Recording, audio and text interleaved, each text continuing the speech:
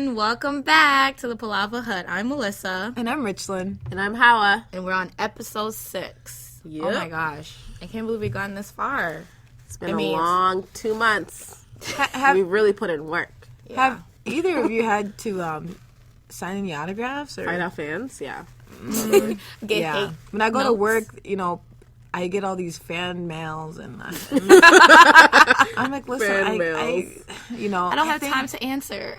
No, I do, but it's really a lot of hard work to maintain a consistent fan Why don't you base. just hire an assistant? Once this whole thing starts going, Once running, the money start rolling in, then we can get to the assistant. Until then, I'm my own So assistant. if anybody wants to sponsor this podcast, we are open to sponsors. Yeah. I can't do it with you guys. Well, in regards to the last episode we had when we were talking about hair, I took away a lot of things from it. I started really looking at my surroundings and, different women, different hair regimens. I noticed, weaves, wigs. I don't say it with disdain. I love wigs. I saw women with their own natural hair. I saw women who, did their hair nice. All that stuff, a wide range. Mm-hmm. One of the things I was talking to my grandma about, natural hair. She saw my hair and she was like, oh, Rachel, I like your hair. A lot of the guys, they're wearing the same hairstyle you're wearing now, the natural hair. I'm like, she's like, I really like it. You should see all in Philadelphia, they're all wearing the natural hair. I'm like, apparently, so there's a huge natural hair movement in Philly. Yeah, it definitely is. Yeah. On Instagram, like majority of them. Yeah. There's a lot of them that's like wearing their own hair now. Yeah, so I think it's really great. Oh, they're not suffering. I'm kidding. Oh my goodness, not to cut you off. Again? She is cutting you off. You guys don't look at this, but you have access to the SoundCloud account. You can see where we have our largest viewership from. And where is it from? Philly's pretty high on the list, but like India. Really? So shout out to her. India. Oh, wow. India, Well, shout out to India, and then Trinidad and Tobago. Oh, wow. Yeah, so That is so awesome. This is not for you guys. It's for Liberians. I'm kidding. No, Thank super you. cool. Thank you. So just when you're talking about Philly, they're like voice. at the top of the list. Yeah. So that just sparked my mind to that. But Oh, that's amazing. I Well, didn't know thank that you so much about for our Philly. fans. yeah, I didn't know that about Philly though. Now how it likes Philly. No, with the natural hair stuff, I didn't know that. Oh, yeah. It's a lot of them on IG. Yeah, Melissa was. You remember in Blue's Clues when Blue and his owner used to jump in the pictures? That's how I feel. Like, my IG. I used to be IG, and like Melissa just knows all the places.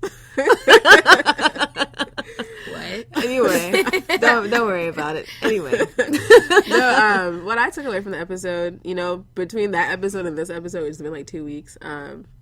I took out my braids and then I put in something else. But that those 2 days I had my natural hair out, I felt so proud. weren't you in the house? No, but I mean I do with my natural hair, but it's getting cold, so Weren't you in the house? I was in the house. It was Saturday and Sunday. But I just I do with my natural hair. It's cold, so I'm not gonna wear it now. But it was great, and my hair is really grown, so I was really happy. And I took Melissa's recommendation. I ran out of shampoo, so I went and got Carol's daughter. Oh, and my hair's broken off, but I'm kidding. I'm totally kidding.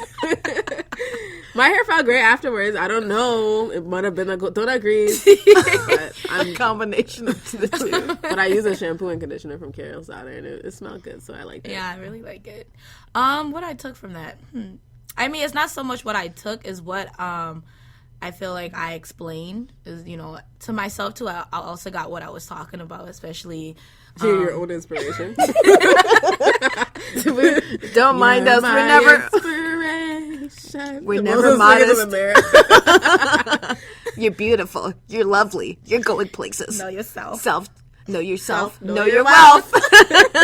No, especially with younger kids, that topic was very important to me. Being that I have a daughter, so I think that was the one that stood out the most to me, and it was good to hear non-mothers talking about it to see how it would be when you guys become moms too. So I really liked the episode. It was really nice to talk about that, especially now that it's so popular. Super cool. On the topic of mothers, I don't know if I'm going to have a child soon, but somebody at work was just telling me, like, man, you'd be a really great mom. I've been hearing it consistently. Well, originally we kind of knew since you were in 7th grade, so it's not something to You've been taking care of children. right. What do you expect? I have a master's degree in taking. So I think what that's degree every do you have? African gap. In fact, I have my PhD. I'm currently In childcare economics. Okay. Anyway, All right, what's the icebreaker? So moving on to the icebreaker, right? I know all of you were waiting with, anticipation. So it's a little different. I want you guys to go ahead and I want you ladies to go ahead and tell our I can't even speak. I don't want to have English on my tongue. I said tell the viewers. Okay, say what you have to say. That's what I'm telling you. I want you to I want us to try a little game. Okay. Gosh. So This here's is the too game. Personal. Have you or anyone you've ever no? So here's the game. I want you guys to tell me 2 truths and the lie. And if we really know each other, like we know each other, we'll be able to figure out what the lie is. Oh my gosh. Okay. That's a lot of thinking. Mind you, all the things you've been saying already. Okay, I'll go first. Okay. Sorry, these are the 3 things, right? You got to tell me which one's a lie. Or two truths, 1 lie, right? Yeah. All right. Okay. I have 3 jobs. I'm trying to think of a lie. I know, that's really hard. I love my friends and my family. That's the lie. Oh my god. The gag is. I need to stop with this. Gosh, Rachel, this is really hard. This is a quick icebreaker, my Right? guy. I know. Over here, I was sweating. You guys should be able to tell these like the back of your hand the way you ladies lie. Oh gosh. I was born in I was born in Liberia. I was born in California. I don't have anything. I didn't even think of a lie that'll work. Okay, Melissa. This is too hard, Richard. I got 3 kids. That's the lie. That's the truth.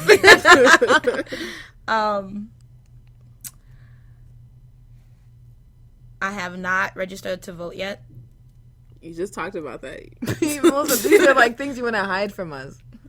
I don't know. And I have nothing. Okay. Why don't you go and then we'll get inspiration? yeah. Okay. You had time to think about it. You come up with a question. Okay. I guess not. No, I'm no. So let's see here, because you ladies know me too well. So if I try to lie, I feel like it'll be sniffed out. You know. Exactly. Yeah. That's why this is called. I've been arrested. That's a lie. So I've been arrested. I have traveled to Utah, and let's see here. That's the truth. And my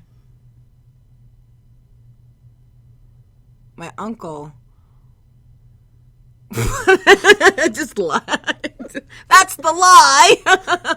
You know, and You just give 2 lies. No, she's been Or arrested 2. before. Yeah, I remember. Yeah. Do you want to put that on the internet forever? Okay, let me go. Okay, so I've been in a cop's car. Come on, just give us a hard one. tell a hard one. I'm moving next year. Mostly we said lies, not possibilities. Lie. And I changed my major. The middle one's a lie. Yeah, I agree. You sure? Yeah. You're positive? Yep. You sure? Yep. Yeah, it is. Okay, I'll go. I've never been to California. Lie. Okay. Yeah. The moments are gonna be I like it. Anyways, Virtual, that was terrible. Next up is that icebreaker, okay? Like, Not a get to know you Not a game. get to know you game. Okay. Actually, huh? That was fun. That was fun. I was gonna say, if it's really bad, I'll find another one. But we're like quiet on like for 5 minutes. I'm voting for Trump. No, go, say the next one. Say the next one. If there's any Trump supporters, we welcome you to listen into this episode. Train your minds. We'll pray for you. Love yourself. Love your All wealth. right, so this goes into Black Girl Magic. Woo! If you're not familiar with Issa Rae, she is the creator of Awkward Black Girl on YouTube, and now she's moved to the big screen. H to the B to the O. Wow. And her TV show is called her TV show is called Insecure, and it's about being a black girl and sometimes having confidence, sometimes not, and just being in a relationship and just being herself. And it's really funny.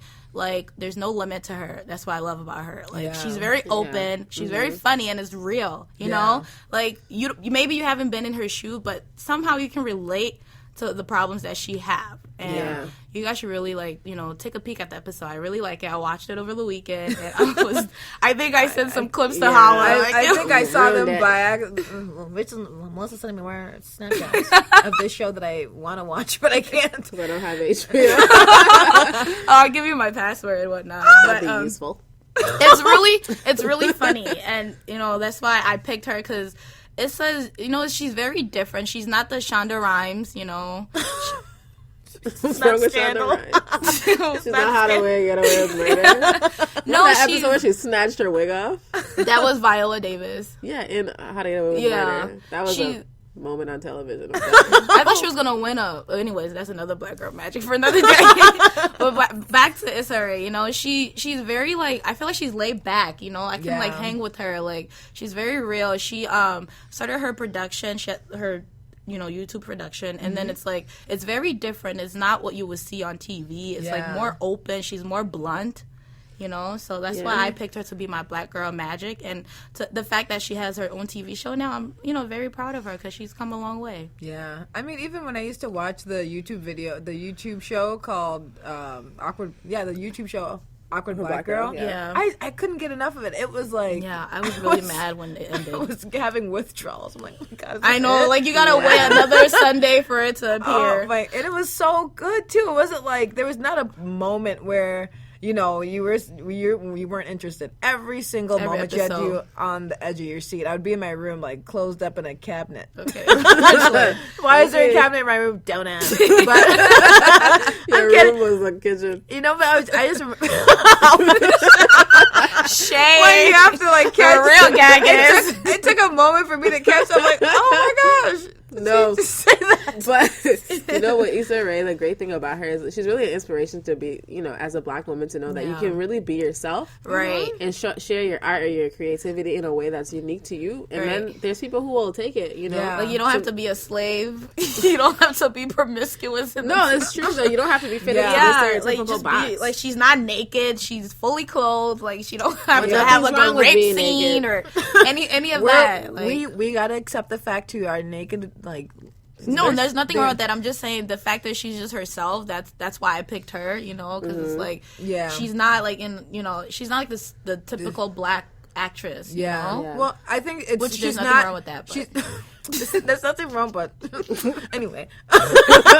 No, but I like what you're saying. She's stepping out of the normal role that we see a lot of black actors play, and I think that's from the articles I've been reading, it seems like a lot of actors, not even black actors, but actors in general from all different backgrounds are really trying to get out there that there's different roles to be played, and a lot of these stereotypical roles have been keeping them in their culture, just in this whole light of, or they haven't expanded the horizon of being. They're just they're typecasted. They're just and it's hard to to know their true. Even talk about No, but I understand what you're saying. I understand what you're saying. So it's nice to actually see awkward black girl, because remember we used to talk about the girl who would carry a bunch of like manga books in the hallway and who was truly awkward.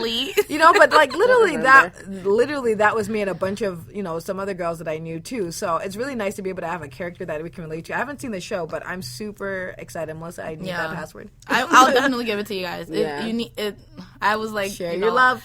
Well, I was like on there like, oh, it's episode 2 yet? No, it's That's not there awesome. yet, I'm so excited to see it. You know, yeah, that's awkward black girl as opposed to angry black girl. Oh, right. That's me snapping. 18 snap. Hey. Yeah. But you know, in relation to our issue, it's kind of like a way to transition to our issue today. Issa Rae actually started a GoFundMe for Alton Sterling's family. Yes. Really? So when he was shot and killed by police, she started a GoFundMe and they raised like I think over 100 and something. Almost $1 million. Oh, okay. Most is like $20. No, I was going to say $100,000. I don't know, but I remember when I saw it was like around 700,000, and that was when it had happened. That was like months ago. You know what I mean? So I'm sure they hit $1 million. You know, that's. Oh, I gotta add one more stuff. Sorry, before we get so Anyway, before we jump in real. so serious. She's gorgeous. Like, she's natural and she's just beautiful. Yeah, that's true. Speaking of natural hair too. Yeah, she You is. know, Right. she's actually rocking her real Hair. natural hair, and you know, honest. Never mind. I'll go into that. So one that later. I just wanted That's to it. add that back to the seriousness. Yeah. No, but yeah, so that's what she did for his family. And this week we're going to talk about police brutality and some of the things that have been going around in the media, things that we've heard, our own experiences. So we just wanted to highlight Issa Rae, but also highlight that she's a creative, but she also uses her voice and her power to affect change in the community. So yeah, that's where we're going to be at today. Yeah. So just to start off, what do you ladies consider? How do you define police brutality? She hit us. I slapped you. That's what I did. She sliced me. Well, how do I define it? I know like the actual definition. I can say that, but I know like whenever I hear police brutality, I just usually think about like deadly force, and I think about like excessive force. So to me, that's brutality. You know, police do have. I mean, it's part of their job to, you know, To use it, but when it's necessary. no, not even to. That's not even what I was gonna say actually. But it's part of their job to, you know, control situations. But when that becomes unreasonable, the force that they are using, that to me becomes police brutality. You know, so that's how I would define it. I will have to agree with Howard on that. Just, you know, being aggressive and just sometimes we're not getting into it so deep yet, but yeah, I would just say being, you know, aggressive when it's needed. Yeah. When it's needed or when it's not needed? Oh, sorry, when it's not needed. Yeah. Well, you know, I agree with both of you ladies because you're touching on exactly what police brutality is. So I just want to make sure that we're clear on the same page. Yeah. You know, I actually did look up the definition, and this is a couple options. This is the couple things I found. You know, excessive force or police brutality, and how it's defined is use of excessive force, or if you want to be a little bit more descriptive, you can say displays of power that are unnecessary to keep a situation safe and in control. Right? So that's the actual definition of police brutality. Yeah. I know for me, when I actually hear the phrase police brutality, I have an image already that comes up in my mind. And you know, it's not the best image At all. It's always It has to deal with death. yeah, it has to do with it. Exactly. It has to deal That's with pretty death, much and it what has I to deal- define it as now. And it's someone who looks like me, you know, dying Yeah. by police hands for any reason. It's, you know, Philando Castile, you know. It's Garner. Trayvon Martin. Okay, we're not gonna name it. I was like, dare we go on? I could continue. You know, but that's the image that comes to my head. And, you know, how do I put this? It's hard for me to see it a lot of times from a police officer's point of view of what excessive force is. And I wish we had a police officer sitting here to speak with us. But that's the lens that I see when I hear the word or I try to define police brutality. That picture comes in my head instantly. You know, when Melissa was talking earlier about like their training and stuff. Yeah. We in one of my classes, it was on adolescent health, and we were talking about adolescent male, specifically black males. And this guy came in. He was a protester or activist or something. He was also a professor, and he was telling us about like how police are trained, and basically they're trained to see everyone as a as a suspect, right? Like, regardless of race, they're just kind of trained to see people as, like, suspicious. And so going into a situation, deeming everyone suspicious, you're bound to use force. If, you know, you're, like, the definition says you're supposed to control a situation, then that, like I was saying, the definition is so vague that if how I would control a situation is different from how you would. So if that's not defined clearly, of course we're going to have police brutality, we're going to see excessive force, and we're going to see all these problems coming up in our communities because it hasn't been defined and there's not really a clear policy or a clear law to really, like, deal with these issues, you know? So, like, for me, police brutality, like you said, it really does boil down to death of, like, Black people. not even just Black people, just citizens, you know? Like, at the end of the day, Black people are more, like, largely affected by it, but police are brutal to a lot of people, you know? And so I don't even know really how to solve this, but, like, to me, it just really makes me sad, you know? So Yeah. I think... What about it that makes you sad when you say it just makes me sad? It makes me sad because sometimes I feel a little bit hopeless, I'm going to be honest. Like, it kind of feels like, okay. As in what's going on right now? No, like, because, you know, whenever I see things, I always think, okay, well, how can I contribute? How can I help? How can I, you know, collaborate to have a solution? And I think, like, okay. Collabo. No, but I'm thinking, like, okay, the way police officers are trained, that's a way to, you know, kind of help with the problem. Defining, you know, what is right and what is wrong in the police force, but then also policy. But there has been a lot of policy and nothing changes, so it just kind of brings that, like, hopelessness. Not that I am hopeless about the situation, I do think it can change, but, like, sometimes you get to that point where you're like, man, like, is anything gonna change? Day after day, year after year, we're still having the same problems, talking about the same issues. It's just a different Black person or a different person that's died, you know, but it's the same situation most of the time. And adding on to you, sometimes I feel like it's how they approach the situation. The police? Yes. Sometimes it can be like, you know, there's different way of, you know, controlling a situation being the police. I feel like sometimes they be aggressive coming into the situation, and which can, not to, you know, say that whoever they're trying to control or, you know, tamed is right, but sometimes the way you come across can also give the vibe that, you know, that's going to have the end result. I feel like. So if they're coming in aggressive already, it's like, okay, this is not going to end up well, you know? Because in their mind, they already know what they're about to do, instead of, like, you know, trying to see, like you said, they see everybody as a suspect, right? Yeah. So it's like, sometimes it's like, but they're also human. So it's like, yes, you see everyone as suspect, but something so little can escalate so large. To me, I just feel like how you approach the situation can be the end result. Right. Well, for me, I feel like in order to talk about police brutality, you have to address the elephant in the room. And that's how the police force even got started, right? When I was doing a little bit more research, because I wanted to make sure that I was actually talking about this and I had specifics to go off of instead of just my thoughts, my feelings, and my body sensations about what's going on now. So for those of you, I'm just going to give you a quick history lesson. So slave patrols and night watches were designed to actually control the behaviors of minorities. Right? Well, Black people. Yeah.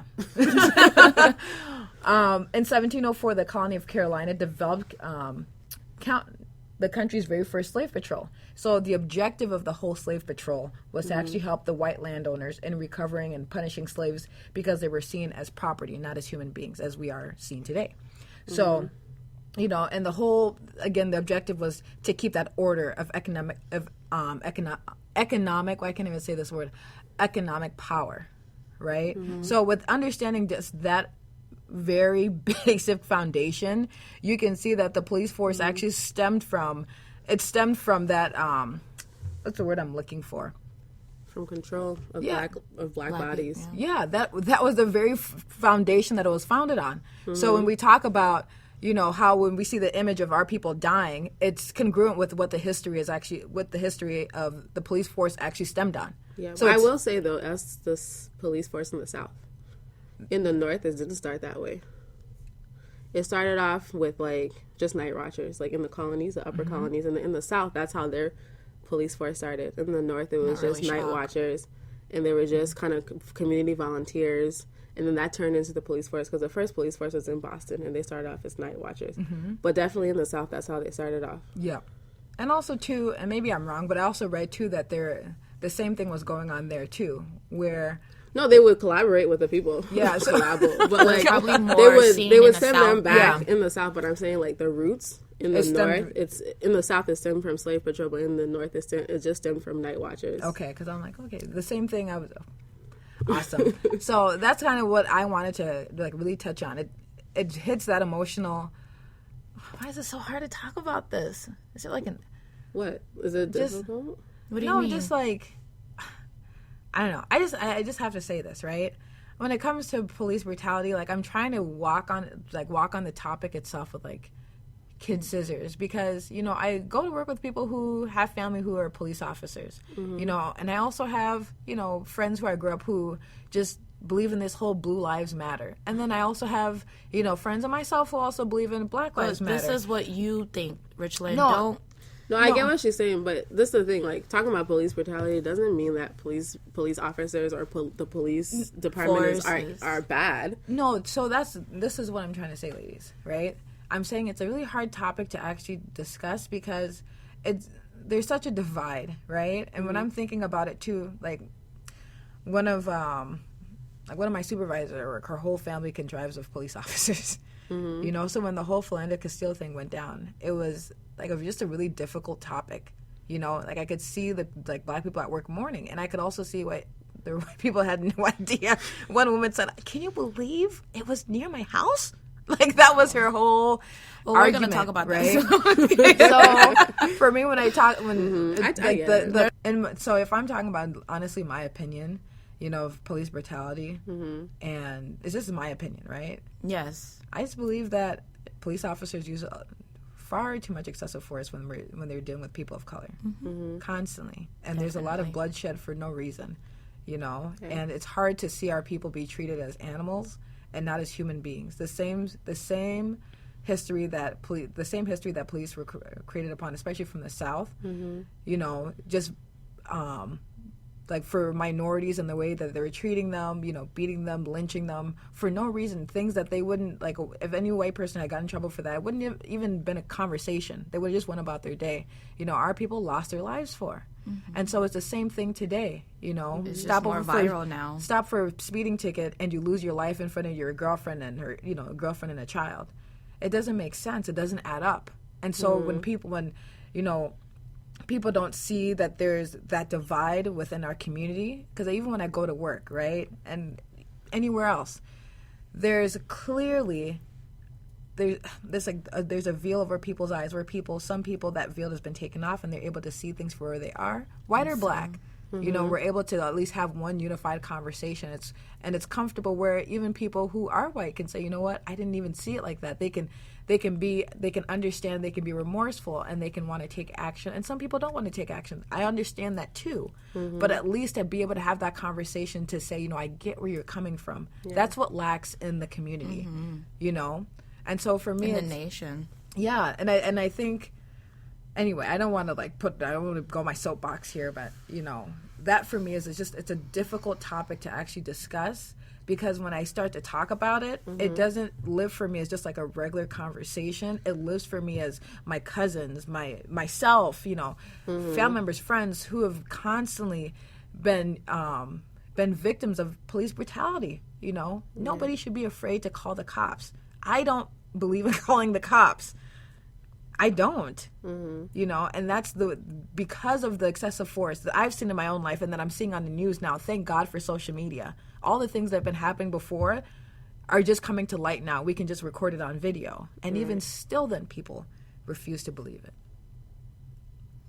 You know, you bring up a lot of good points, but I think for me, like, I think of police brutality in two ways. I think about the racial profiling and the racial bias, but then I think about it on a broader scale and really know that the police are excessive in a lot of situations. They're more excessive with black people or other people of color, but like when you look at it on a grand scale, there's a lot of other people that just die for no reason because the police are not properly trained. You know, there's not a lot of there is training. I want to say there's no training. I almost said there was no training. Training is not long enough for them to... They're trained to use force, basically. They're trained to... That's how they're able to take control of situations, by using force. That's how we see some of these problems. So when I when I think about police brutality, I'm really thinking about, like, how can we change the entire police force and the police and the systems that are in place to make police approach situations, whether the victim or the person involved is white, black, whatever, that they are treated with respect, you know, because a lot of times we see police, like, not to get into, like, a different thing, but, like, the police in the United States are, like, militarized. We see a lot of like assault rifles and automatic weapons and tanks and all these things that are, like, not really necessary. Take out, like, all the things that they do to civilians. Why do we need these things in our cities when we're not at war? That's what I'm really thinking about. Like, those things promote the force. Like, if I'm in a tank and I have an AK-47, of course I'm going to use force, you know? Well, so I guess this thought comes to mind. If I grew up in a family full of alcoholics, right, I would believe I could be at risk of being an alcoholic too if I don't change my lifestyle, you know, and make different choices than the people before me. But first, I have to recognize that my family and I could possibly have a problem, and then make those necessary changes. I believe that the police. I believe that the police department has to realize that they have a problem, and they've had a problem in history of the way that they've treated people who are minorities, you know. And once they can actually get with that can actually be something that's true for them. Then we can start rebuilding. But until that actually becomes a reality, that I feel like nothing. You know, we can say things need to change. But people need to understand that. Just the police needs to understand that just as a basic ground, and then we can build off that to say, okay, well, if that's the case, if we're attacking people of color, you know, and this has been something that we've been doing, that we have to have a different approach, and that needs to be universal. I'm not saying things are going to change overnight, but things slowly but surely will start to take a turn, you know. And right now in conversations, it seems like that's not happening. That's, you know, with Kaepernick and, you know, when he doesn't stand for the national anthem, and you hear all the people, he doesn't love America, he hates America, you know. But really, what is he standing for? You know, he's not out here cursing, saying America's horrible, or saying all this different stuff. He's trying to make a statement. You know, he's protesting silently. And as we can see, like, America has a huge there's a huge outcry from people of color saying, wow, thank you so much, you know, he's revered as a hero. And then there's a whole different group of people who believe that this guy is a menace, this guy, you know, he shouldn't be allowed to play football. So, you know, when it comes to police brutality, I really feel like the police should understand their history first. I don't think that's going to happen, though. But that's what I think. I think the history needs to be understood, so that needs to be implemented in their training. You know, if that's something that's going on, if you're going to be going, oh my gosh, what did you guys read that article about how, what was it? It was just a new ruling where black people are now allowed to run away from the cops. If the cops ask them to, you know, stop or whatever, they're now allowed to run away. Did you read that? Mm-mm. Where is that? Like, oh my gosh, there's an article online. It's like really big news. I don't think that's true. No, like I actually have to find it. Maybe I'm like saying it wrong. The more you run, the more I read like my Instagram articles. I know you said it's not going to happen, but I believe that change could be implemented if people actually did learn their history. If you join the police force, right? But no, my thing is, go ahead, I wish they can just own up to what they've done. You know, like with the killings, to say, you know what, this is what happened. Yes, he did that. Yes, she did. Well, let's take the woman out of it because that's a whole different story. But, you know, to you know, own up to it, you know? I feel like owning up to it's like a step. But covering it, it's like, to me, it shows that you honestly don't care. Mm-hmm. You really don't care. When you say own up, do you mean own up to the killings? Own up to their individual department, or own up as a police unit as a whole? Own up to the individual department, and then, you know, own up to what their staff did. Mm-hmm. To say, yes, you know, he did not follow protocol, or he wasn't trained the right way, and, you know, this is the, you know, the end result of what he didn't get trained for, you know? So what do you think would, in regards to, like, let's say if a police officer did kill an unarmed, let's black just say, person. not even black person, just unarmed man. You know, what do you think? When you say just an unarmed person, just an unarmed person, and own up to it, like, what is it in that case would you be expecting? Justice. And what does justice look like for you? Going to trial, getting convicted of what he did. Okay. So the thing what I think is like, I totally agree that they should own up, but the thing is, the police departments around the country, maybe I'm wrong, they're not going to own up. I know that. But we have rights and power as citizens to make them own up to those things. Even if they don't want to, they'll have to. Because we have power, collective power, if we come together and say, in our community, this is not going to be okay, this is not going to happen. Mm-hmm. That's how you make policy. That's how policy is born. Mm-hmm. And that's how you can push policy. And then change, like Richard said in the police training. The police are not going to reform their training on their own. Oh, yeah. That takes collective power of the citizens to say, hey, this isn't okay. We're going to change this policy. We're going to pressure our lawmakers. We're going to pressure our local legislators to make those changes. And that's how the changes will come about. It's not going to be born out of the police department themselves. And with, when you talk about that, one of the things that we deal with right now in our community is that people are so people have the attention span of a rat. Right? What do you mean, like? When it comes to anything that's invoking change, right? And it's about that consistency. But there are people on the front lines who are pushing those things, but they don't get the attention until these something things else happened, and then but there's they're a still camera there. And that's the thing. Like, I don't like. Sometimes I see on social media people say, "Oh, where were you guys when blah blah blah?" But there's people who are fighting. It's just for because the camera is not always there, so they feel like, right, oh, okay, then it stops. You have to seek it out, and then know that people are doing the work. Right. And if people aren't doing the work, then you step up and do the work if you think it can be done. Exactly. You know? I think for me, I'm thinking like as a whole, as a large, because when.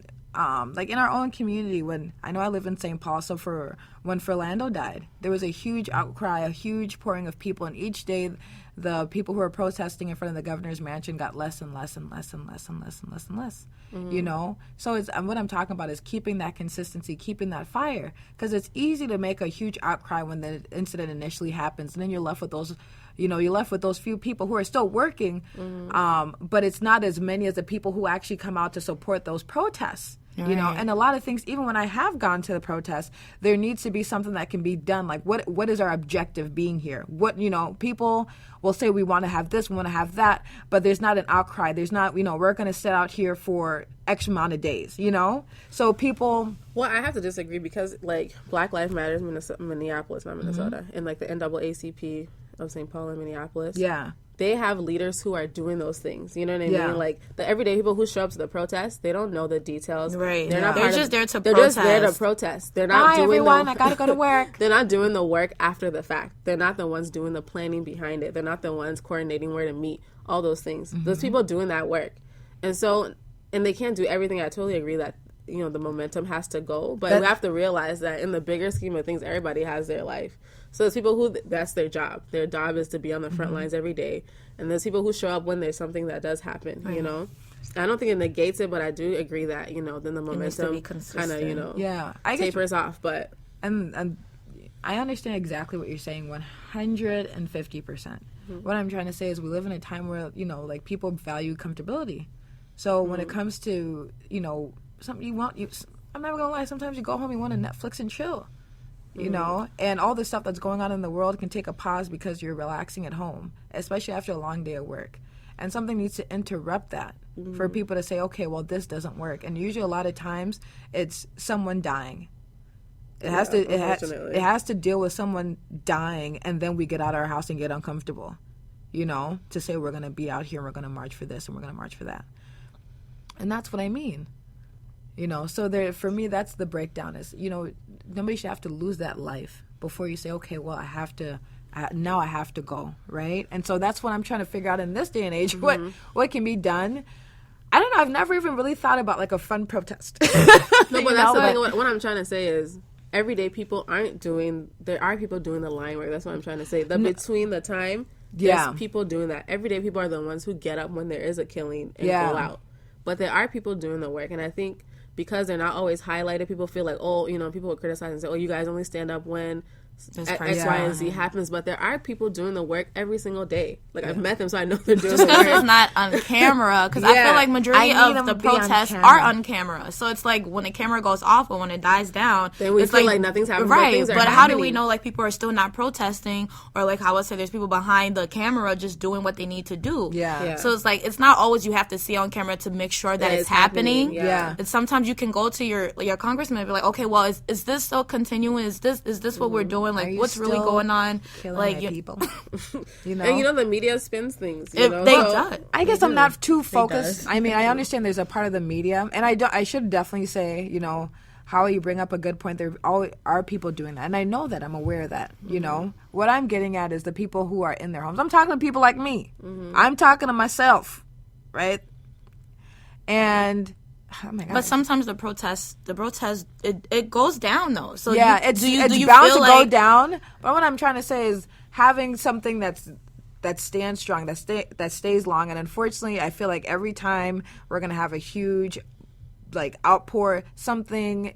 So then, what do you think you can do to be consistent with it? Since because you keep going back to it needs to be prolonged, it needs to continue, it needs to be consistent. What do you think you can do for it to be a continuous process of protesting for Black Lives Matter? Honestly, I think those type of conversations, I think they need to be alive in the workplace. I think a lot of times what keeps people, people go to work and they just go to their job and then they go back to taking care of their kids. I think those conversations have to be allowed in the workplace. I think educating people, allowing people to be a part of committees that also support, and educate people about what's going on with Black lives. Even there's so many times where in the workplace itself, you're devalued as a Black person, you're no matter how educated you are, you can still see somebody already take your position that has less training than you, right? And that's something that needs to be talked about. That's something that the supervisors, the managers need to be educated about, because they're not doing those things, they're not changing those things. So you go in an atmosphere, you go into an environment where that conversation isn't happening for you. Guess what? Sometimes people don't want to read, but if you're surrounded with a group full of people reading, mind you, open your book. And it's the same thing in the workplace too. So I'm not saying necessarily every day needs to be a conversation about that racial tension, the racial divides, things like that are going on in the community. But I think they should make an effort to change that in the workplace, because sometimes leaving your house is uncomfortable. And I understand that it's uncomfortable. It doesn't work. You have kids. Your kids need to eat, and for people, that's understandable. That's a basic need that you need to take care of your family. But when you're not, the other place that you are half the day is at work. Right. So I feel like that needs to be implemented there as well. Do you think that would start a change just by you bringing it to your workforce and talking about it? What change do you see that will happen, or do you feel like it will at least change some of your employees? Yeah, I think that being able to, remember I was talking about at the beginning of the show, just having that conversation where, white people, Black people, Latino people, all people of color can come together and say, we see that this is happening. We see that this is an issue. We want to understand your side, and also we want to be educated as well. I think that breeds a conversation for us to be able to build a firm foundation. So comfort? To build comfort, to know what options are out there, what can you do in the community, that way you can't say, well, I don't really know what's going on. I don't know what's going on out there. I think that's something that needs to be also brought and applied to the workplace. We have trainings all the time about how to handle this in this scenario, this in this situation, this in this person, but a lot of times people don't know how to work with even people of color.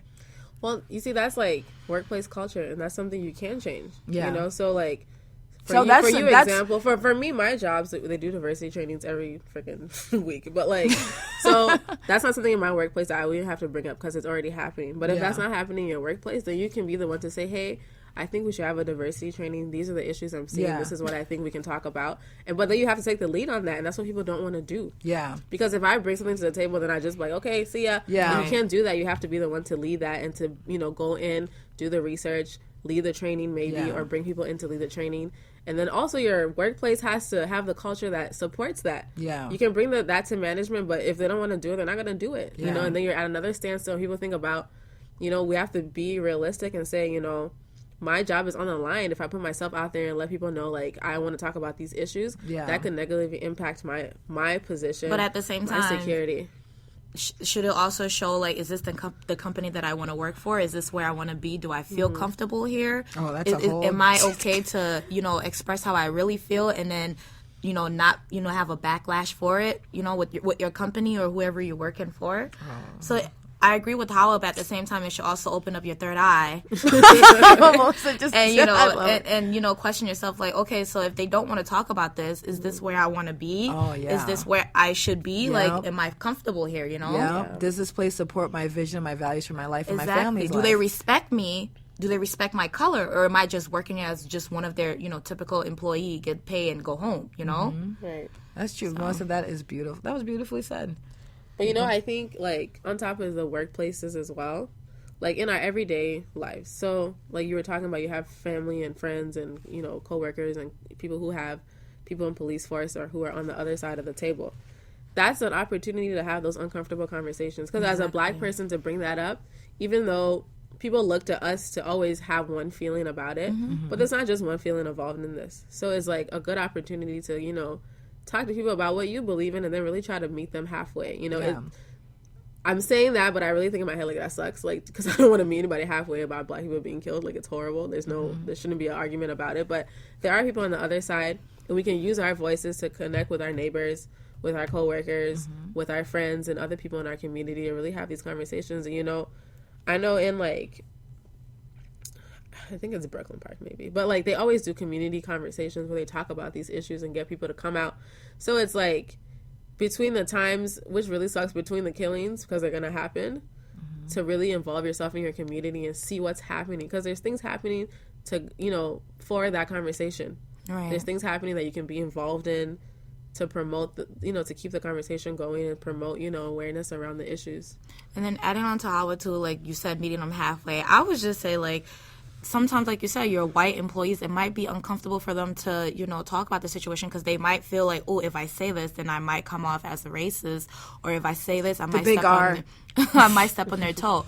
So it's like, making sure that they understand what is going on, that they can see it from your shoe and not just, well, I don't know how to approach the situation with, my Black employees. I don't know what to say, like, how do I comfort them, are they going to look at me the same as the police? It's like, you got to understand, or ask them, do you understand what's going on? Like, it's not to say you're coming off aggressive, but you want them to know, like, this is what's going on with my people. This can happen to me. This can happen to my dad. This can happen to my cousin. Put yourself in my shoe. Like, I feel you have to educate them. I was reading an article on Facebook, and it was about a guy who he felt like he was walking on eggshell at his job because he didn't really know how to comfort his Black coworkers. He didn't know what to say.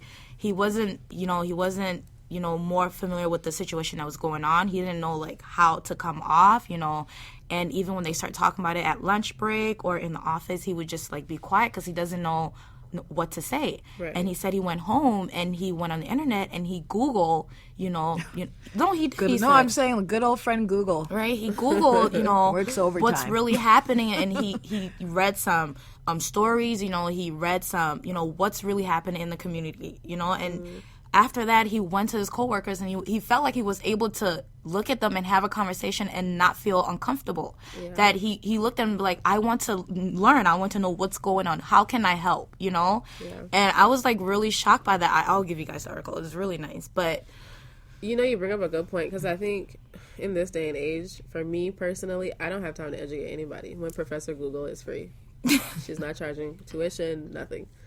So I don't think there's an excuse. Like, if I've never had the experience for a white person to come and say, hey, teach me, or, let me know. Mm-hmm. But if they did, I would say there's no excuse for you not to be informed. Right. The same access to the internet I have, you have it too. Right. Because even if you don't have it at home, we have it here at the job, or wherever. So it's like, there's not really an excuse to be ill-informed. You can decide you don't want to be informed, but you have an obligation as an American, I think, if you're living in this country, to know what's happening with issues, especially issues that are impacting entire communities and people are losing their lives, So I think where the education should come, or where the conversation should start from, is like, how can we direct change? Not let me teach you about what's happening to Black people here in America, I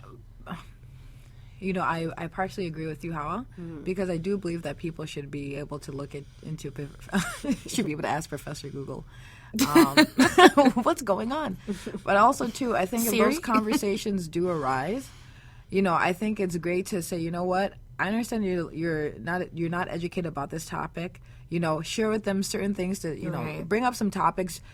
If that conversation does arise, I believe that every opportunity is a teaching opportunity, because if we say, well, Google's available, doesn't mean I don't really have to talk or educate you about this. I think it's to invoke that, because sometimes you'll hear people talk about, different laws, but if that law doesn't touch you or somebody doesn't bring it up to you and really incite, hey, you should really look into this. Sometimes you don't take the opportunity to actually look into it, too. And then so I feel like it shows them to okay, well, I wanted to hear from your mouth, but since you're telling me to go on Google or Professor. And I know how you don't mean it like that, too. Yeah, I know you're trying to just say, hey, everybody, I think it's your responsibility to research this information for yourself. But sometimes people are not, they're comfortable not looking into that information, especially if it's not affecting you. See, that's where I disagree with you, because it's like, for too long, it's getting hot. For too long, we've made white people comfortable. Honestly, we've babied them and cradled them and held their hand across all the civil rights and everything. It's like, at what point do we stand up and say, "Hey, we're done teaching you and holding your hand.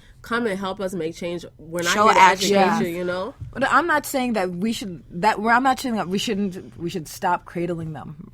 I'm sorry, that just came out. We should just cradle them. Cut that whole thing out. No. Okay, continue. Okay, so what I'm saying is if that conversation does arise with them, we can definitely say, you should definitely research this information. But if they do come to talk to us, that's something that we can definitely share from our experiences, share from our life, and actually let them know this is what's going on with us. Because sometimes if you're in your normal day-to-day life, what's going to really wake you up to actually want to do something different? And that's what I'm trying to say. That privilege comes in hand, where I'm just doing my thing. We're talking about two different things. That's why. Maybe that's why. Because if somebody comes to me and say, "Hey, what happened to Alton Sterling?" No, I'm not going to answer that question, Richard. Yeah, that's not what I'm. If you're asking me, we're not talking about that. Yeah, that's not what I was to say to educate them all. We're talking about our experiences, what's going on with us, what's going on with the conversation. Not necessarily a specific individual, because they can read and find out a specific person, but how can they connect the dots to say this is something I should be passionate about or looking into as well? How does it affect me in my life? Because me and my kids are living fine, right? Unless they come into contact with somebody such as myself who said, and that conversation sparked, then they know about what I'm dealing with. Then they want to actually go ahead and do the research. That's what I'm saying is coming into conversation. And everybody has a job. Even for like that, I in that situation, I would feel fine having a conversation to say, let's talk about our own experiences. As two people in America, but having totally different lived experiences. Yeah, that's fine.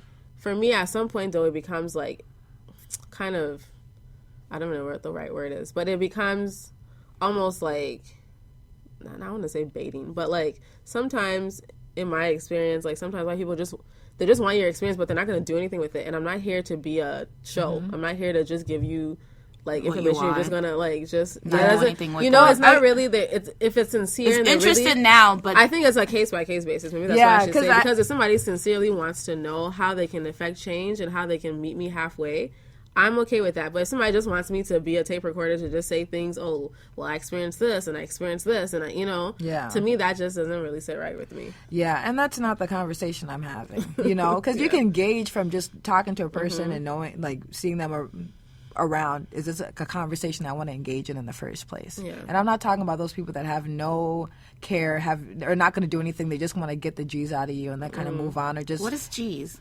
Get the latest and greatest information. So what's going on in your family? How's that affecting you? Oh my gosh. Well, I gotta go, and then are quick to hit the door. No, I'm talking about people who express a sincere interest who really in you and your life, something. And you guys spark a genuine conversation. And before you know it, they're reading articles, they're up to date with what's going on. They're even if it's something as little as the way that they're approaching you at work is different. That's huge. There's so many I won't even go into that. Like you said, your what was it, your boss or? Oh yeah, yes. What were you asking? What was it? No, you said your boss is a police officer, or She had a police No, my boss. I have police. The supervising manager, has a the whole husband side of the family is all police officers. So when the whole Philando Castile thing happened, one of the things I really appreciated is she actually wanted, we were talking and she was sharing a little bit of her experience. Obviously, she asked me how I was doing with it, but it was a conversation which was different. A lot of times people want to tell you what's going on with them, and you could tell that it was a hard time for her and her family kind of grappling with what was going on because she's like, not every police officer is bad, but there has to be something that changes. Right. There needs to be something that is altered because this is also my family, so it affects home too. And the workplace, it's like predominantly black. So there's that divide, and to actually have a conversation like that invokes some sort of change. And also there was, we had a hotline everybody could call who was dealing with, concerns and breakdowns, things like that. But there wasn't, let's say, what I was talking about, education, what can I do, how can I assist, that was missing from the conversation itself, But what were you saying about I was going to ask you, does she, talk to you guys at work about it? Did she explain or try to understand? Or that was a one-on-one conversation. It was one-on-one? Yeah, it was it wasn't like a group? It wasn't a group, no. Okay. So I don't know if that, she may have not even shared that with other people, that, So that. But how did you feel, like, for her to come to you to even, ask if you're okay or, there's something needs to be, did you feel any type of, I don't know, did you feel any type of way or? Yeah. How I was talking about it, I'm not just going to be a tape recorder for somebody just to hear, or, to hear my side and then do nothing with it. I could tell from her body language, how she was talking, she looked exhausted too. Like it had taken a toll on her and her family, So it seemed like we were both coming from the same place where, Philando could have been anybody in my family. So it really did feel like a loss of a family member, So it was like coming together from that grief-stricken place to have that conversation. It wasn't just, wow, that I too have somebody in my life that's black. Right. Yeah. Like it wasn't fake. It felt genuine. And also, too, it's not for me to necessarily say that those other conversations that people have are fake. They're uneducated. They're ignorant conversations that don't lead or do anything. I know. When somebody of color dies and there's a group of people affected, it's not, and you're not someone of color, that's not the time to talk about how you're feeling. It's kind of the time, I think, as a personal responsibility to find out how that group of people are feeling. Yeah, what can I do? Like, and so I had the best of both. I had the best of both worlds, where I had a supervisor who was just talking about her main experience, and about how it was near her house, how she, she had somebody that was of color in her life, and was really tough on her, and I also had the supervisor who wanted to know how I genuinely felt, and also share her experiences as well. And there was that mutual understanding that something needed to be done. It just was what was that thing, and what could we do about it, Yeah. So the first supervisor was and that's really a lot of supervisors, especially out here in Minnesota. So leading to a question I have for you guys. Do you guys trust the police now? With everything you've seen? Okay, let me... Never trusted all right, so going back to, middle... Going back to what? I said never trusted them back in 93. I don't trust them now. That was my question. Like, being in middle and high school and, from now, like, have your views changed on, police? Or is it still the same? Like, what have changed throughout the years? Well, I will say, like, in my own personal experience, like, I've never had a bad encounter with a police officer. I've had some rude police officers, but nothing, like, necessarily overtly negative. Mm-hmm. And I think, like, as a black person in America, even though I haven't had the direct experiences to myself of, like, instances with the police, I know it's a possibility. And so I always have to be kind of, like, hyper aware. I think every black person in America has to be hyper aware of, like, themselves in the way they're conducting themselves, which is unfortunate, but it is the reality that we're in. How you conduct yourself, how you speak. Oh my gosh. It's not like I distrust police. I mean, if my house is being robbed, I'd probably call the police. But it's like awareness. It's an awareness of my social position. It's an awareness of who I am and how I'm viewed by the world, and knowing that I am a citizen and that I should be able to depend on the police, but I know it's to a limit, Mm-hmm. And I know that there's certain situations that I just can't be a part of because I'm black. You know what you said maybe really TP night is not where that's TP night is not where.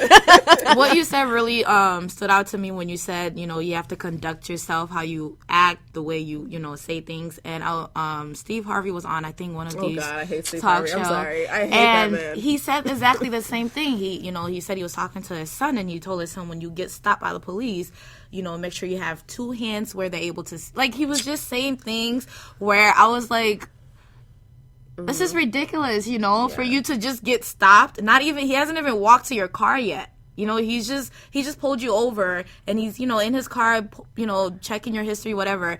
And in your head, okay, am I sitting right? You know, am my hand on the, you know, on the wheel? Like, you know, and I was just like, wow, like, that's really, you know, for him to even have that conversation with his son, I was like, wow, like, that's really sad, you know? Well, So when you said that really... Yeah. Well, I didn't really know that, you know, to, like, have that conversation, to sit with your son and say, well, if you get stopped, make sure they're able to see both your hands. And if they ask for your license, you know, tell them, well, sir, I'm about to use my left hand to reach into my back pocket. Did your mom never tell you that? When I started what? driving, my parents told me that. No, They my told mom... me, like, when the police stop you better behave.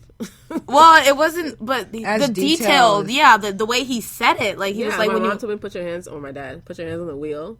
When they tell you to do something, let them know that's what you're doing. My parents I never had that with talk. I never had that talk with my mom to say that, but you know, I don't know, the detail. I mean, obviously you get stopped with the police. Well, also we're not black men, so. Yeah, Well, that's a whole different topic right there. I don't. Yeah, true that. But the way he said it, Moses took his son. Well, forget it. the way he said it, you know, tell the officer, sir, you know, I'm taking my left hand, I'm putting it in my back pocket to grab my wallet, which is brown, which has my license. And if there's a shine, there's a You know, like, That's to me, terrible. exactly. So when he was saying that, I was like, wow, that's sad. The thing you that know? really pisses me off about that, though, that just really, like, gets to me is grind that... your gears. What's the real gag? It's like, like, that whole respectability thing. Mm-hmm.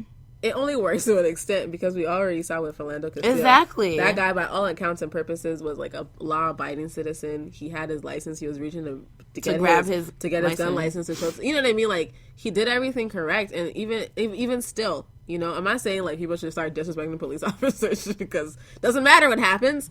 No, if but you're gonna like, go, might as well go out with a bang. bang. God, that's terrible. That's so terrible. Wrong topic. No puns. But like, Literally. even if you do all those things that are necessarily, you know, respectable, and there's still a chance that your life could be at danger. And that's the part that's scary, you know, like, because when you have brothers and cousins and fathers, and you think, okay, even if they do everything right, that doesn't really secure them, you know, and that's the part that makes me angry, but also really scares me because it's like, at least we used to be able to hang on to, well, if you weren't a thug, you know, but we can't even hang on to that anymore, and it's just like, We've never been able to hang on that. We've never been able to hang on. What about you, Richland? Do you trust the police? No, Why? Dang, that was quick. because it's not even a thought. I don't trust the police. I've had a lot of interactions with them growing up, like far too many, like not just 10, like far too many, and just noticing the consistency with the police officers. Maybe within the police officers I saw, maybe there was a good like 1 or 2 or 3 people that I believed were good cops, but other than that, I feel like police officers, I don't think they're the greatest. I don't think I wouldn't feel safe. I think I'd be more afraid, especially with, you know, the killings and the shootings on live videos. I mean, police officers have cameras on them, and still that doesn't stop them from killing and shooting an unarmed person, an unarmed black person at that, you know? Yeah. So if you could do that to my brother or my sister, what will you not do to me? Right. You know, there's no difference. And so for me, I don't feel like it's safe. I don't feel like they're safe. And I call 911. I'm afraid of what they may think about the situation. What situation am I in? Does this situation actually help me, or does it make me look like a criminal? And those are things I think about, you know. And if I feel any way like I could be perceived as a criminal in the situation I'm in, I just walk away. Like, and I'm not saying I'm in a lot of situations where the police are called, but if there were two black men that were fighting, I wouldn't call the cops, especially if they were just fighting with their fists. I wouldn't. Okay. No, she means like if there wasn't any weapons. Oh, okay. Yeah. I'm like, wow. You know, I wouldn't because they could lose. They could could lose their escalate. lives. Yeah, in that scenario, in that situation. So no, I don't trust them. I feel like there are good cops. I won't say that I don't believe that they're good cops, but when I call 911, I don't know who I'm going to get. Right. That's the truth. Yeah. So I'm not going to put me or anybody that I love life in jeopardy. And I've had family members. My older cousin, you know, he's a real estate agent. And there wasn't a time, like it was consistently at least 2 to 3 times a week, somebody would call the police on him because when he was inspecting the property, when he was about to sell it, they would think he's trying to break in. He's trying to break in. He would have a key. I mean, how embarrassing, how frustrating, how demeaning is it to come home to your family after you were pushed on your car and, you know, the neighbors yelling at you, saying, check that, you know, and using the N-word, you know, even, you know, it's demeaning as a black man, you know, and as a woman who, you know, I love and I believe in black men. Leave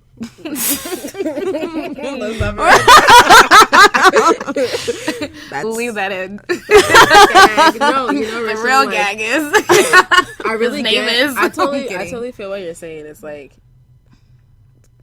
the United States. Let's start there. But the police system, the police. What are they called?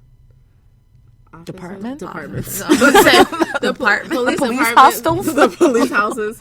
The police departments across the country have consistently underserved and like dehumanized communities of color. Yeah. So it's like, and then they want us to come to the table and, you know, be okay. And it's like, you have to, like you were talking about, like realizing their history, but also apologizing. Like, hey, we've been treating you guys pretty crappy for the last 700 years. Owning up to, you know, to what's going on. But that's the thing. If they don't want change, then how are they going to own up to it? Because the same things, we keep seeing them happen. If there was really a push for change within police departments, we wouldn't be seeing.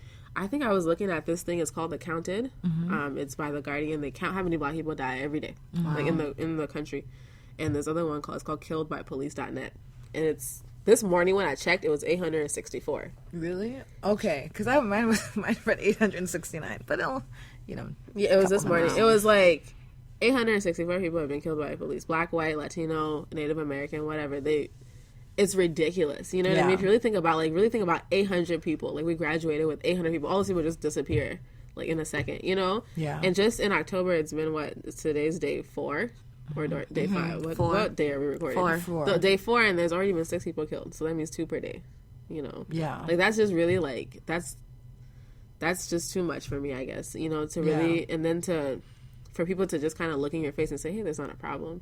It's like, it's really disrespectful on top of everything. Or have excuses for why they kill someone. Yeah. Yeah. And you know, the way they treat black bodies, let's not even get into that. Oh my gosh. The fact that our killings are just on TV, you know, consistently being replayed over and their and bodies over just and over, lay there. I have desensitized somehow not watched any of those videos. I've been able to avoid them because, like, it's hard to. Because it dehumanizes us. When you see something get killed over and over, like it's a like a slaughterhouse. People in in America have more respect Deer for their season. freaking animals than they do us. Oh my gosh. You know? Let's not get Do you started see on that how? too.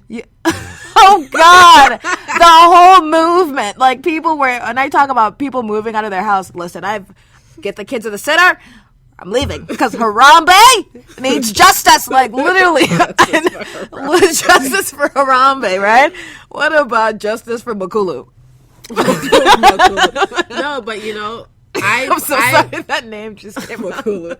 I intentionally don't watch those videos, and like I'm really glad people retweet them and repost them because you know it gets it out there. It gets it out there. But me personally, I cannot watch those videos. Otherwise, I would be in a deep, deep depression, and I wouldn't be able to leave my house. The way black people, when they're killed, I mean, I personally don't watch the videos because I try to stay away from them because they're just like there's just too much. To see a black man being killed in the street like an animal, not something I want to see. I like personally to just read the facts of the case because I'm really a visual person and I can't erase things from my memory. So like those things will play and I might get like haunted by them. I just can't do it. That's what I'm trying to get at. And so, but you can even see, like, just the way people are treated when Mike Brown was killed. They left his body out for hours. Like, the same thing with all these people. When they're killed, they're just left out. We see their bodies, like, on CNN over and over and over. And those pictures are pushed into our brain, you know? But then think about it. When those police officers were killed in Dallas, I ain't seen none of their bodies. Because white bodies are valued. White bodies are sacred. And they're... You know, there's sanctity in their life, and there's not in ours. Oh my God, they treat our body like it's cheap. You know, when you're talking about the fact that white bodies are, you know, respected, they're cared for, sacred. They're nurtured. You know, even when you see a lot of the Amber Alerts, if it's a white girl, she has a lot. If it's a white child, I should say, they have a lot more time in the news. You know, and it seems like that conversation continues on for a lengthy period of time. People are in shambles, but when it's someone of color, it just seems like it's on and it's off. You know, so also too how the media portrays white people, and I think a lot of it has to do with the media. Channel Fox. I'm kidding. Channel Fox. I think my grandma had Fox News on the other day. To the nonsense. I'm like, why is it on? Yeah, man, you're right. She like turned it off. She's like then she turned it on at CNN. I said, well, CNN's a little better. It's a little better, but not 2%. You know, but that. Melissa, is there anything you want to tell us about your experience with the police? Do you trust them, or is there? What's the three questions she just asked? Is there something that you'd like to share specifically with police officers, but does it touch close to home? I can't stand you. Anyways, well, there was a situation where, you know, I was there where I felt like when we were talking about, you know, them using their force to another level, where I felt like they used their force in a way that it could have been avoided. Like I said, the way they approached certain situations. So the situation I was in, it was, you know, someone that I knew that they were drunk and they were causing, you know, noise in the hallway. And of an apartment? Yes. Okay. And the cops were called. And I felt like right away they were very aggressive to the person, you know? Like, I understand, in this person's mind, they're drunk already, so they don't know what they're belligerently drunk, you know? They're belligerently. And I'm just like, okay, you need to settle down. I can't help them, you know, because they're not listening to me. Is this a man or a woman? This is a man. Okay. A man of color. Oof. Right. And, you know, they're not listening to me. I'm trying to tell them you need to settle down. The cops are on their way, you know. If you don't settle down, they're going to come and they're going to use force on you that you're probably going to try to resist, and then it's going to, you know, escalate into something worse. And this is a drunk person you're telling me? Yes. Okay. And it escalated into something worse where as they went to jail, you know. And I felt like the force they used, because right away they came, and one was on this side. So the person's in the middle of the hallway. There's one cop at the end. At this end, there's another cop on this end. And right away, it felt like they already had, you know, a plan or idea of what they were going to do, you know? And I didn't feel like they approached the situation the right way. I felt like they could have, you know, controlled the situation in a better way, but they took it as far as, you know, slamming the person down. You know, one person is like, you know, kneeling him, and I was like, it's not really, and I'm trying to, you know, say it's not needed, and then one of the cop goes, ma'am, stay back, you know, and I felt like all that wasn't necessarily needed, you know. So going back to my question, so do I trust, you know, the police? It's like, in a way, yes, in a way, no, because it's like, I don't want to treat all of them as if, you know, just because one bad apple, you know, many, the whole barrel. Exactly. Isn't that the quote? The whole tree or whatever it's called. But I don't want to, because then it's like what they're doing to us is what I'm doing to them, you know? Which is what? Stereotype. Like, I'm stereotyping all of them to be a bad cop or a racist cop. And it's like, I don't want it to be that way. But in a sense, it's like, majority of it is happening. So it's like, even though you're trying not to say, oh, well, if I get pulled over, like Richland said, what type of cop am I getting that day, you know? So it's like, my guard is always up. It's always up, you know? Right. And I'm scared. Honestly, I'm scared. You know, we've been talking a lot about police brutality, but our experiences, although we're Black in America, we are immigrants. And I think, like, what really kind of brought that to my mind was when you started talking about Steve Harvey and how, like, that was strange to you. Because, like, maybe your mom didn't have to think about that because, like, you know, our history is not the same as a lot of other black people in America. So, like, you know, for me, in my own family and stuff, the issues are not taken, I don't want to say seriously, because I think people in my family care, but it's not the same. Lightly either. You know, it's not like, people really see this as, you know, it's not really our problem, you know, we're immigrants, this is not our country, we just gotta behave. Like, I've heard those things. And the police coming to your house free of charge? You go call the police? You gonna go to jail. Like, no. So, like, what have been your experiences, or what do you think, how can you think, like, as an African immigrant, you know, as a Liberian person, what can you do, like, to really raise awareness in our community, but also, like, contribute to the cause? So, in regard to your question, Hala, I think mine's always like, educate them. That's what I was gonna you say. know, educate them. Well, and are you talking about, like, just in our community as a whole, right? Mm-hmm. Well, you know, we have different boards and things like that in the Liberian community. That's something to bring up, like, maybe a topic of conversation, and to have, you know, an event created so that we can actually get a sense of what this is, what people are actually dealing with, and what our part is to be played in it. You know, because a lot of times when people are experiencing police brutality, this is not necessarily my family, but just African people in general, you know, they feel as if that person provoked the police officer. Yeah. And if that person had behaved differently, then they wouldn't have gotten the sentence or the consequence. And it's the same thing. It's almost like seeing, you know, we talk about white privilege, where you don't have to see the wrong in the officer. It's the same thing too with Africans. They don't necessarily see the wrong in the officer. They see it in the workplace, but necessarily not when it comes to actual police interaction with a civilian. Yeah. That police officer, you were provoking the way you were looking, like, you know. And so those are the kind of conversations that are taking place. But when you transition it to the workplace, they can see racism like it's the needle in the haystack, you know. Yeah, but when it's in that situation, they don't get it. And I really don't understand, especially specifically for the Liberian community. Maybe it's just ingrained in us to, like, respect police. Have you when seen... I say respect, maybe not respect, but, like, American police, because not like our Liberian police, but like American police, like, people really, in my experience in the Liberian community, people really trust the police and look up to the police and think, like, you know, as long as you behave, things will go fine. Because sorry, go ahead. I was gonna say, if you know, even with our own history too, I think, what was it? I had someone that I was talking to. Who was it specific? They were saying, you know, they were just talking about their experience of Liberia, saying, you know, we don't have access to the police force like Americans do here. So to be able to have the privilege of somebody coming to my house when there's an issue or concern. I call them and they come. And somebody actually comes to help diffuse the situation, that's a luxury that we didn't come from having. Yeah. So the way that we perceive the police officers here in America, and the way, you know, like the way that we perceive police officers, us being immigrants, is different from the way the young children are growing up, you know, seeing police officers. Yeah. They're revered, they're respected, they're trusted. You go back home to Africa, you got a problem, your husband beating you. Good luck. You know, wait 6 days, maybe someone will come, but it's not some. I'm just kidding, but you know, you're not gonna have access to a police officer like we do here in the United States. And coming from a country that's experienced where that is a luxury for somebody to come and diffuse a situation.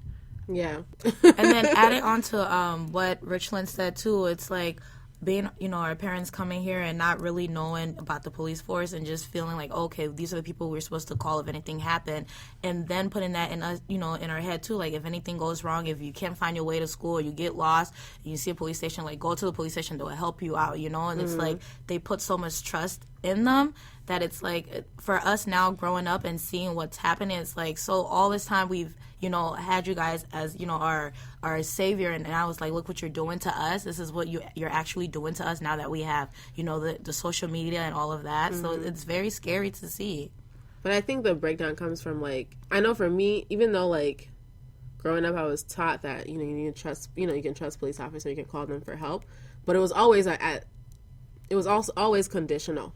But you need to behave when you do that. You know what I mean? Like, your interactions have to be very respectful. So there was this aspect of realizing our blackness, but also having the trust, which was, you know, different than other, you know, black communities that have been in the United States longer. So you know, for me, the breakdown comes when trying to explain some of the things that are happening to people, you know, older people in the community, other people in the community, to say, hey, these people, police shouldn't be killing anyone, one, and it's not because of their behavior, you know? Well, you know, one of the things that like we're talking about, we're all immigrants, right? Some of us. No, but we're all immigrants, and one of the things that we have the luxury of knowing is we know where we come from, and we know that the history that the people have suffered here in the United States isn't necessarily the history that each and every one of us come from directly. Yeah. Right? And so sometimes I think we find peace in that. Because if all we were left with was, okay, this is my history, slaves, beaten, and I've had to deal with this same scrutiny over and over and over and over, my grandparents, my great-great-great-great-grandparents, and this is the same thing that they've had to deal with. Sometimes it can feel hopeless. It can feel draining. It can feel as if there's nothing, that nothing's going to change if this is how I've been treated over the course of time, and nothing's really changed since. You know, and I think for the Liberian people, like I was just talking about how when they call 911, it's a different feel. Yeah. You know, this is new. This is exciting. Maybe you may have a Liberian person who's never had to call, like, you know, the police at all, but they have that trust, they have that faith. Oh, if I call that person, they will come. They will help out with the situation. And that's where that faith comes from. Well, if that person had just been listening to the police officers, and nothing would happen, you know. Anyway, the whole point I was trying to make is that we're immigrants. And at the end of the day, push come to shove, people said, okay, go to Liberia. I wouldn't feel any type of way about going back to Liberia. You know, that's essentially my home. So I would know I have family there. I have roots there. You go see an auntie, you go see an uncle. The people who are here, the African Americans, you tell them, hey, go back to Africa. There's nothing there. There's no history. There's no roots. There's no uncle living up the street to say, well, you can live with us. So I feel like there's a different perception of the police, you know, because of that. And you can tell me if you feel me or not, but that's how I feel.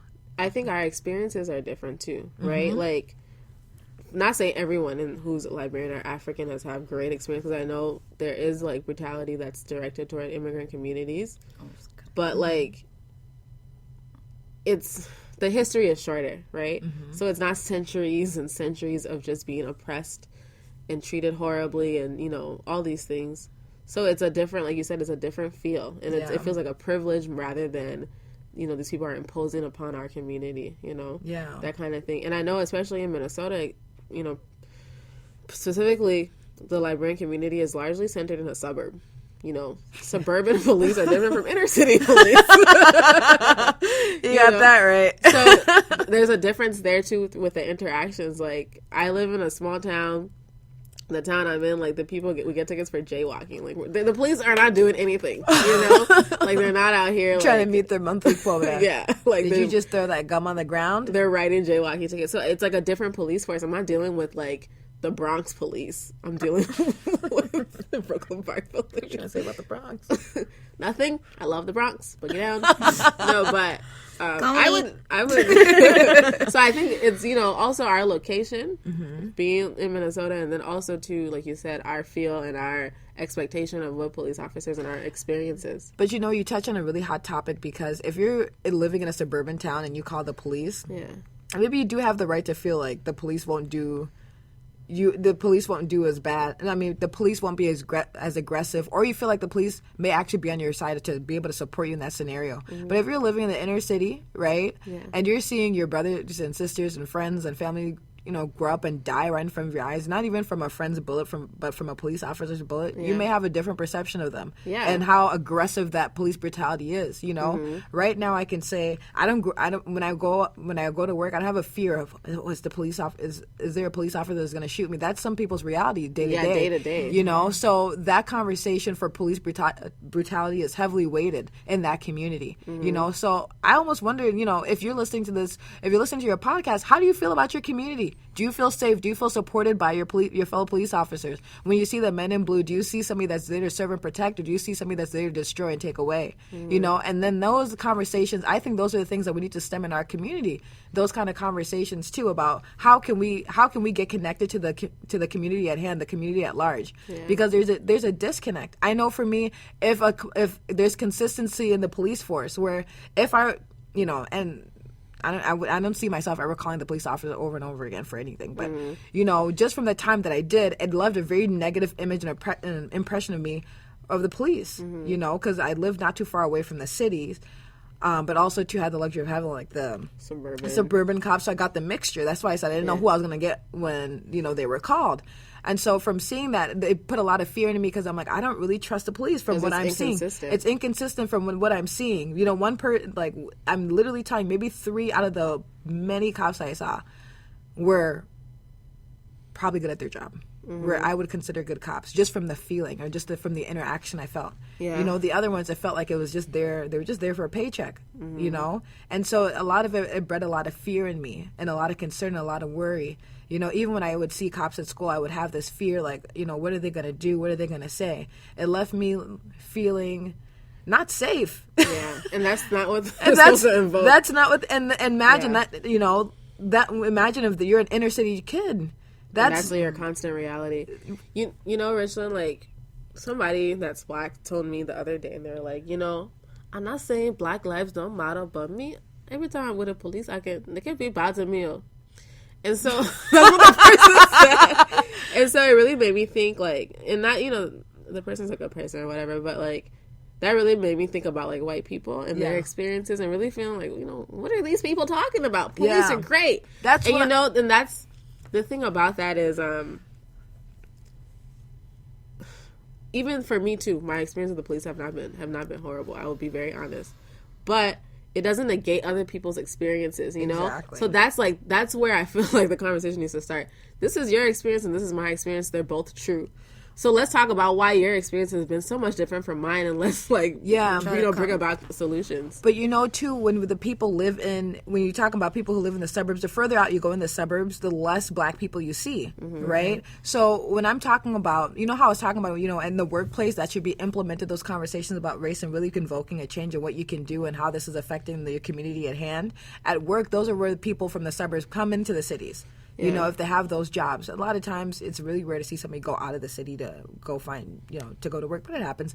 But those are the time that you're actually meeting people that have no access, you know, don't see black people on a regular basis. And so sometimes I don't even see black people in general. So when we're having these conversations about race and, you know, you really need to, you know, educate yourself. Why would I need to educate myself if I have no interaction with you whatsoever? If I'm just living my life, the police are fine, my kids are going to school, I'm having my family reunions or get together every Sunday, every week. And life is going on, right? Yeah. And there's no interruption to the norm. It's not affecting you at hand. I agree, but, like, take out, for me, it's even if, for example, like, you know, like the Syrian refugee crisis, that's not directly impacting my life. But it's the simple fact of I value their humanity. Yeah. It invokes something in me. So I go out and, like, try to find out more about it and see how I can help and donate and, you know, help that cause. So for me, I don't understand. I totally agree. Like, you know, if it's not affecting your life, but what about the people's humanity? You know, those things are broadcasted, even if it's not happening in your town or in your immediate, be a human in your immediate vicinity. Like, where are those people's humanity, and why does that not affect you? You know, why does that? How do you look at a child being murdered by the police? You know, like Tamir Rice and other young men of color. How do you see that? And that doesn't invoke anything in you just because it's not in your, you know, immediate community. And that's, for me, it's just like, it's mind-boggling. I get it. Like, you know, well, life goes on. But, you know, at a certain point, you have to say, like, this is happening too often. Even though I'm not seeing it right in front of me, I'm seeing it on the news, like, every other day. You know, I don't even really have an answer. But, like, this is what I'm thinking. Yeah. And it's not even necessarily to have an answer. It's to be aware that there are people who are like that. You know, that conversation about humanity and, you know, what's my part to play in this? This isn't right. There needs to be a change. What can I do, right? Those conversations are not happening.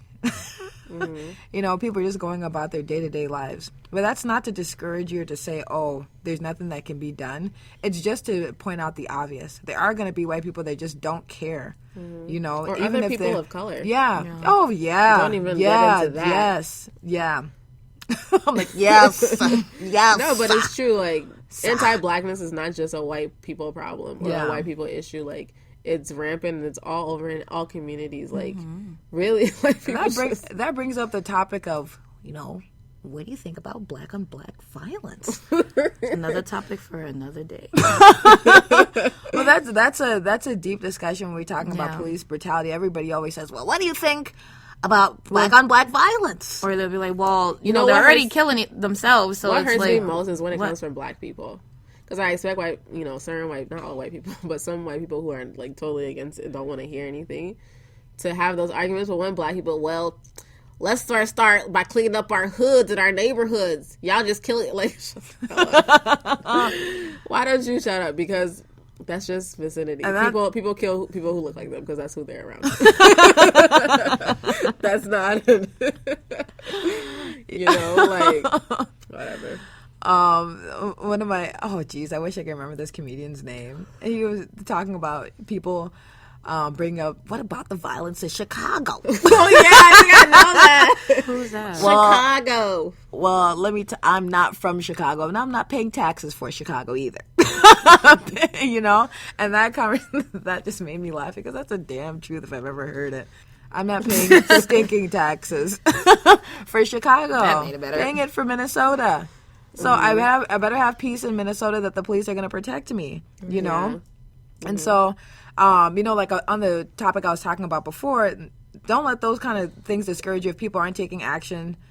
People don't really care because that's something we're just going to have to be completely honest with ourselves about. Some people are not going to care. But one thing I am not going to stand for is if you don't care and you're just spouting around nonsense. Like one of the girls I was friends with on Facebook, I grew up, went to high school, went to, she went to St. Thomas. I didn't say the first. She lives at 1147. No, but this girl had the audacity to post something about, this will shut down the Black Lives Matter protests. And it was just we talk about media and how media likes to exploit, groups of people or even the actual, what's the word I'm looking for? Just distort the truth, essentially, right? So this video is, it was about the Black Lives Matter protesters. Kill a cop, kill a cop, kill a cop, kill a cop, kill cops, we need to kill cops. Like, I'm like, what the heck is this? And it showed like the police officer in a tearful video crying, saying, we got to protect our own and we're really trying to protect the community. This video? It was just so ridiculous. Fake. It was, literally, it was so doctored up. I just couldn't, gosh, it could have been, I didn't even know where to start because it was like all these clips of the police officers dying and crying and, it was just, I wonder I've never seen a video where a police officer is crying. You're not missing anything. You're not missing much. It's just the media. Oh my gosh. But essentially the way, like the girl the same way that girl posted that video and I saw it in that instance, the same way I deleted her as a friend.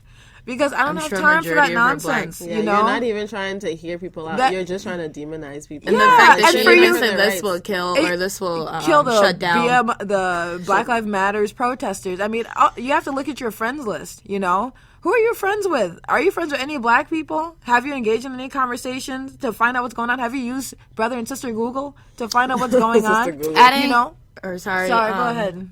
Similar to you, I had a friend that I was close with in Fargo who's not black, and so you went wrong. I'm kidding. And that reporter that's going around and pretty much saying the same thing to shut down. She's a female. She's I don't know her name, but a woman. Yeah, she's very popular. I know. She's a female. I don't know her name, but like she goes around. She talk about the football player that. That white girl. Yeah. What's her name? She has that TV show. I'm glad she talk about the Black Lives Matter is like the similar to KKK and just all of that. I don't know her name. I know who you're talking. Anyway, so this person that who was love her chocolate men. Mind you, she's not black. She loves her chocolate men and love the black community and all of that. Like comparing black people to food. But anyway. And the fact that she shared one of those girl video and she's pretty much, talking about shutting down the Black Lives Matter and that it's a racist hate crime or hate group. Mm-hmm. And, and I'm just like, how are you? And then she puts an emoji of, a clapping hand and pretty much just, applauding her for saying what she was saying. I'm like, how could I have been friends with you all, you know, these years, and this is actually how you view it? Like, this is what you think it's about. And, like, I was just really shocked and taken back. Like, oh, so this is how... Like, it honestly hurt because I'm like, so you felt this way the whole time? Or, like, do you know more about the Black Lives Matter? Or you just, you know, just want to shut it down? Or do you think it's a hate group? Because how is it a hate group, you know? So I was just like, Richland says she deleted her Facebook, She deleted her as a friend? Yeah, I was just really taken back. I was like, wow, so this is how you, you know, you think about this? Like, it's just... I feel like this movement just show a lot of people character. It show like what they're actually thinking, right? And you know what they feel, you know, especially when it comes to Black people. So I was just really taken back. I was shocked about that. I was like, wow. For a lot of white people, this is like very uncomfortable for them for some reason. Black people being killed. It's like but you know, it shows their, you know, what they really think. They may not say something about it, but them sharing a video or sharing a post or something. It just shows everything. And the place that people can be the most racist seems to be the internet. Yes. I mean, the races come out. It does. Online. Because in like mother effing monkey chicken. I'm like, what? What is this? In social like settings when we're face to face, like it's not a norm to be like directly racist to people. Right. So we've resorted to systematic racism, but like people are really, because you know there's the person's not right in your face. You know, and if you want to be anonymous, you can be. You know, so like people really come out on the internet hard. And what really like grinds my gear is it. Like, I have, you know, non-Black people as friends on Facebook. And they would, you know, share and post if an animal is dying or, you know... if there's a dog that's found with one leg, you know, they would repost that, you know, we have to stop animal, you know, cruelty. But then... Hold on, real quick. This is Sabrina. She was in a household that was abusive. Sabrina only has one eye. And because of that, Sabrina needs to get treatment. In the eyes of... Anyways, you know, and they would post that and, you know, be so strong about, you know, stopping animal cruelty, but then it comes to Black Lives Matter and you don't hear anything. Or you guys remember that story where the doctor killed that lion and was in Africa, and it was like they were mad about it. No, that was a gorilla. That was a gorilla. I don't remember. Cecil. Yeah, Cecil. And there was protester in front of his office. He's from Minnesota. Right. And I mean, people went, and I'm just like, and I think it was the same week or a week before another Black man was shot. Every week Black man shot. And it was which just, week exactly? It was just really sad to like see like this is what, not to, if you love animals, I'm not saying, you know, don't protest and all of that, but come on, we're talking about human lives, and this is like what you guys are comparing it to, or this is what you guys are showing your, you know, your this is what your what is the word I'm looking for?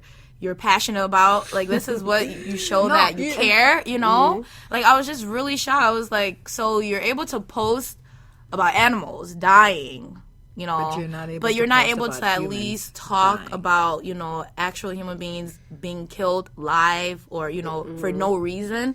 Like, the issue is like so in order to like confront racism in this country, white people have to take some blame, and that's uncomfortable, and that's like, it's a scary thing, because I think the fear is like, you know, white people will say, oh, I don't have privilege, blah blah blah, you know, some white people will say those kind of things, and admitting that means they have power, and they don't want to let go of that power, you know, because at the end of the day, there has been a lot of change in this country, you know, to kind of level the playing field, but it's still very unleveled because of the structural racism and all the institutional racism, all blah blah blah blah blah. But like, sorry, I'm not laughing. In order, like, to admit that, you have to admit some blame and take some blame, and I don't think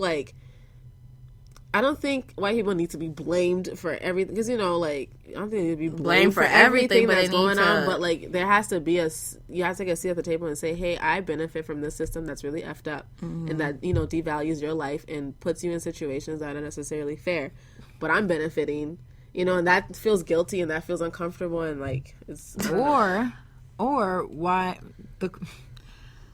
why would I want to move away from that system that works in place of me and my family? Mm-hmm. You know, you think about that for a moment. It's easy to not see racism when it, you know, when it's supporting you and your life. Oh, yeah. So if, you know, we talk about white privilege and how white people are able to not see that, not have to deal with that. That's not a day-to-day struggle. I go ahead and live my life, and I don't have to worry about police, and I have to worry about my skin color, somebody talking about my hair. I don't have to worry about anything, basically. Mm-hmm. You know, if I want to get a job, I have a fair shot at it.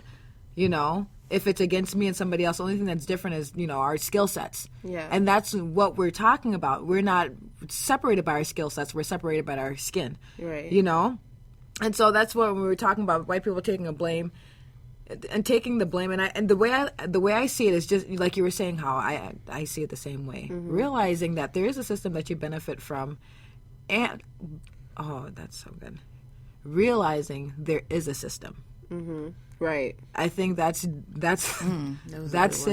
Realizing there is a system. So many people don't want to even engage in that, have that conversation. Yeah. It's so easy to not say there's one, you know, mm-hmm. because when you're going through your day-to-day life, that's not something that you're affected by directly.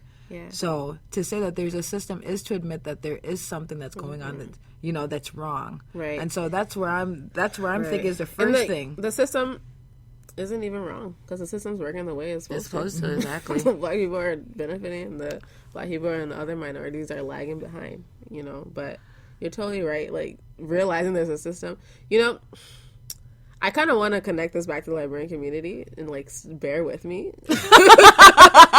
But if you think about, like, white privilege, you can really think about, like, the same structures that were in place in Liberia, right? Mm-hmm. That benefited Congo people, America, Liberians, you know, blah, blah, blah.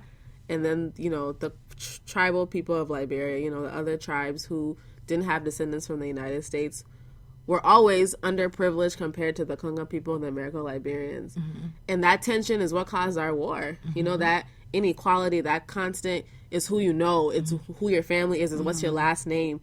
That's, you know, a lot of Liberian people have American-sounding names, not because they changed their names to sound like American-sounding names so people wouldn't detect that they were from different tribes. Yeah. So they could get ahead, because that's the system that was in Liberia at the time. And then you saw how that ended up in, like, a very bloody war. It's true. You know, so it's like, so when Liberian people don't understand, you know, we were talking earlier, like, sometimes they don't get it, like, why are people behaving this way? It's like, because when you're oppressed for so long, when people are pushed down, when, like, the system, every time you take 2 steps, somebody pushes you back 4 steps or whatever, it gets frustrating, you know?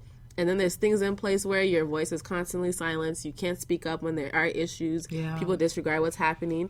It boils over. I'm not saying there's going to be, like, a bloody civil war in the United States. That's not what I'm saying. But, like, that's what happened in Liberia. You know, Liberia's a much smaller country. You know, we were all the same skin color, but there was a difference in tribe. Yeah. And, you know, that's the same thing as white privilege. It's true. Yeah. I was watching something on Facebook, and it was one of Donald Trump's supporter. And she they both didn't know that they were being recorded. And they just went on, and they were saying that it was, you know, they blame Obama for racism going on, and that, you know, it's black people's own fault that they're not, you know, up to the same standard as white people, and just on and on. And then when they got caught and they found out about the, you know, the video, of course they, you know, put out a statement, they're sorry, they didn't mean this and that. And it's just like, don't you see that as like a, you know, it just keeps happening. Like, there's always someone putting out a statement to say, oh, I'm sorry, it wasn't meant to do this or do that. And, you know, I come for, you know, a place of, you know, I have good heart, and I, you know, I'm a Catholic. No, like, don't you see that, like, a lot? Like, it's always like they put out a statement saying they're sorry, or, you know, they didn't mean it this way, they meant that way, and then next thing you know, they stepped down, which we know they didn't really step down, but of course they have to say, oh yeah, right. And it's like, it's a lot of that going on now on Facebook, and it's like, I see that a lot, like, oh yeah, I'm sorry, I put out a statement saying I apologize for what's going on. It's just, it's crazy that we can live in a time where we come from the first elected black president to the most idiotic race for presidency we've ever seen in the history of the United States. Let's not get into that, my guy. My guy. I'm from New York. No, but, you know, I think when those kind of, like, you know, you're talking about your Facebook friends and that video you saw, it really kind of, for me, it brings back to, like, school, right? Mm-hmm. We never really learned American history. We learned this watered down George Washington, wooden teeth, okay, Abraham Lincoln, free the slaves, blase, Martin Luther King. Like, just the surface, pretty much. Malcolm who? You know, so like the same system we went through, we didn't learn our history and we have to go out and seek it. Yeah. Some white people don't have to seek that out because it doesn't matter. They were told their history. Yeah. You know, his story. I'm kidding. Shut up. I'm so done with you. But like, so no wonder they think, oh, black people they just need to catch up, you know. But if you really like look at history and see, like, when we say the system, there were things that were systematically put in place, policies, laws that, you know, disenfranchise black people. So of course we're not gonna catch up, you know. Yeah. Not in this lifetime, sister. You know, but because of those policies that were put in place to help white people gain wealth and you know, grow, and we weren't afforded those same opportunities as black people in this country. So yeah, we're not gonna catch up. So yeah, you see these people posting these things because they don't even know any better. Right. And not saying that's an excuse. And don't mind you, they were like, you know, the older generation, so like probably like 2 or 3 generation down.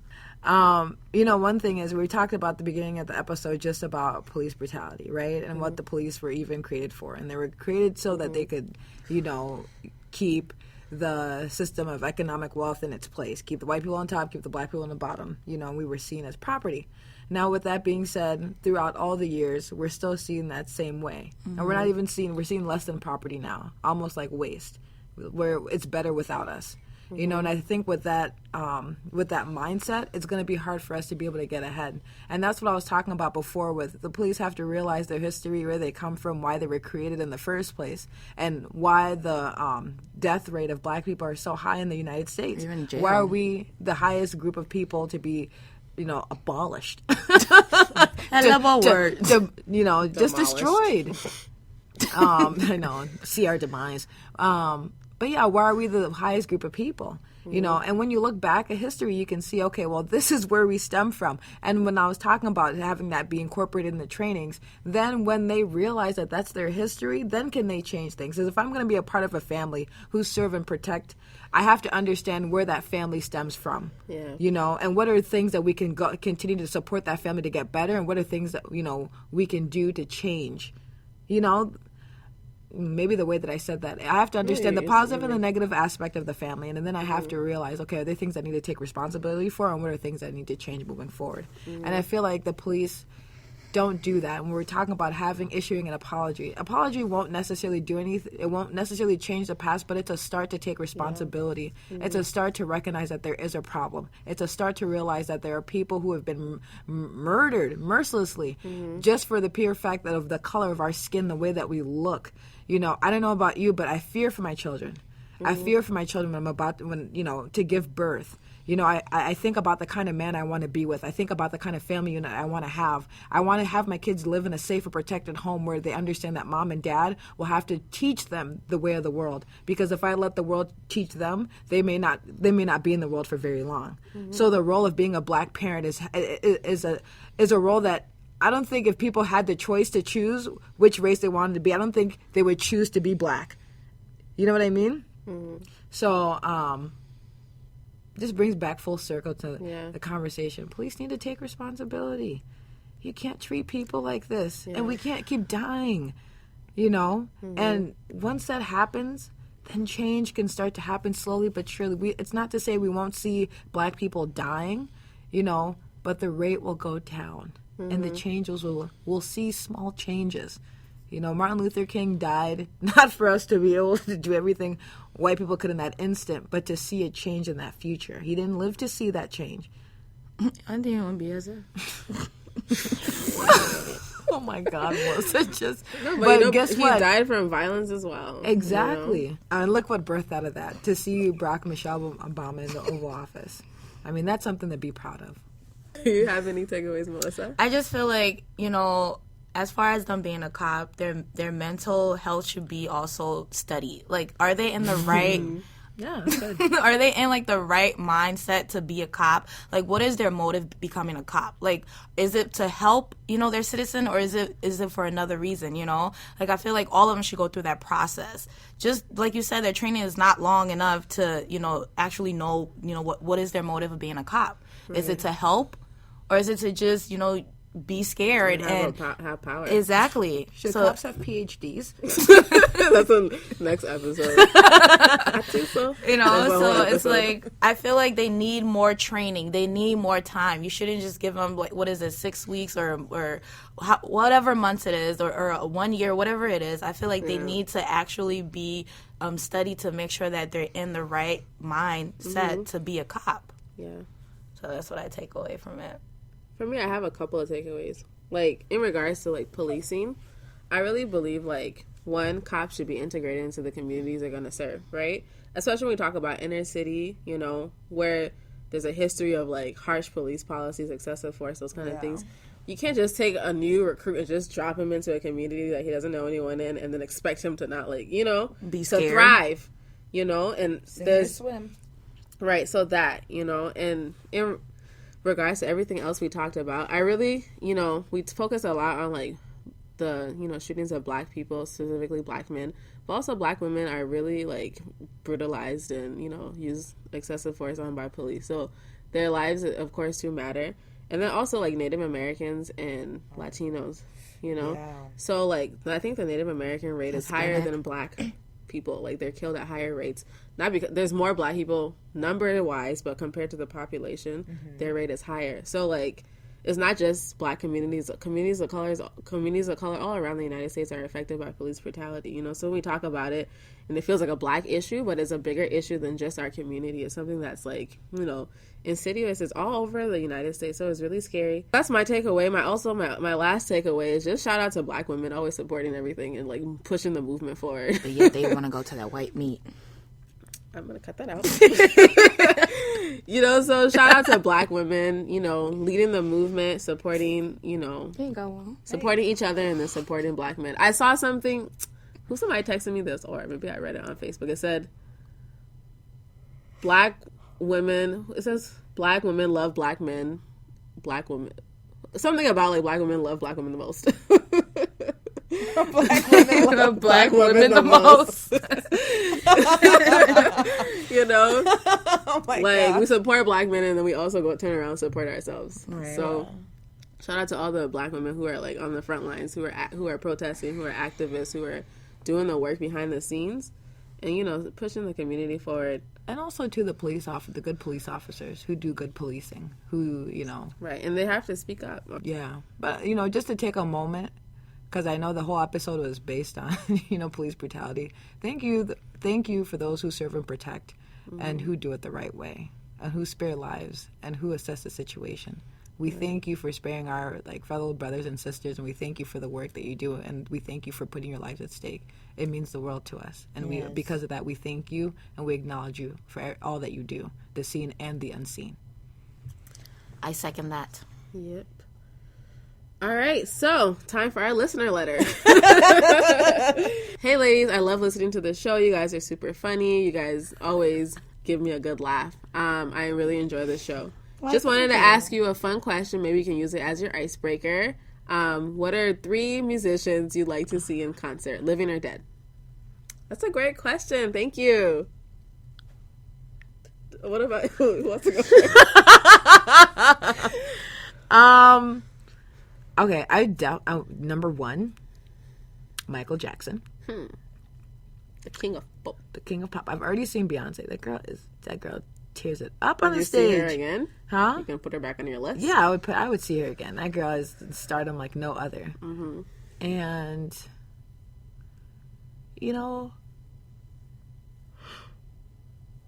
I guess I would like to see the Fugees. Really? Mm-hmm. Nice. What about you, Melissa? I don't have anyone that you want to see in concert, living or dead? Mm-hmm. Seriously? Yeah. Michael Jackson? No. Who are you? Rihanna? No. I saw Rihanna in concert. She was great. I did too. Yeah. She was okay. When did you see her in concert? It was, I think 2012 or 2013 when she came here.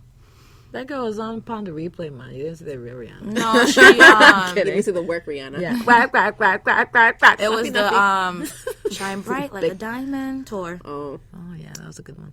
It was alright. She was still figuring out who she was yeah. at that time. No, you haven't missed it out. Yeah. What about you? I've already seen. I'm kidding. I've already seen Drake, so. I seen Drake. I seen Beyonce. Well, I would put Beyonce back on my list. Definitely, she's a crazy performer. I have to see that up close. Like I know better. She's a very. I'm excited to see Kanye in concert. So I put it on my list, but I'm going to see him. So maybe I take him off my list. It's already going to happen. Make sure you listen to the album. I have listened to it. Michael Jackson. I think I've only heard great things about him as a performer, and I would love to see him in person. And then That's 3 hours. No, I took Kanye off, so I got 2. My last person I like to see in concert. I think I like to see Mary J. Blige in concert. Oh my gosh. You guys, Mary J. Blige in person. Have you seen her? Yes. Love her. She dances. In Hateration, or what is it called? In This Dancery. What is it called? What's that song called? No. Up in Here or something. I don't know. In This Dancery, don't need no Hateration, holleration. In this. That song is always a classic. So I would see her. Be Without You. That was was my my song. song. Oh my goodness. I didn't really understand the meaning until like a Girl, that was a heartbreaker song. I was crying. I didn't even understand the meaning. I was like, the passion. yeah, I you know what? Because I love Terrence Howard and she chose him to be in her video. And I was just like, that was a really nice video. That was a good. So yeah, That I would song. love to see Mary because Mary. when has 106 so much in Park was popping, that's when. Was Poppy Is 106 in Park so on? No, they canceled like I think 2 years after ago. Bow Wow?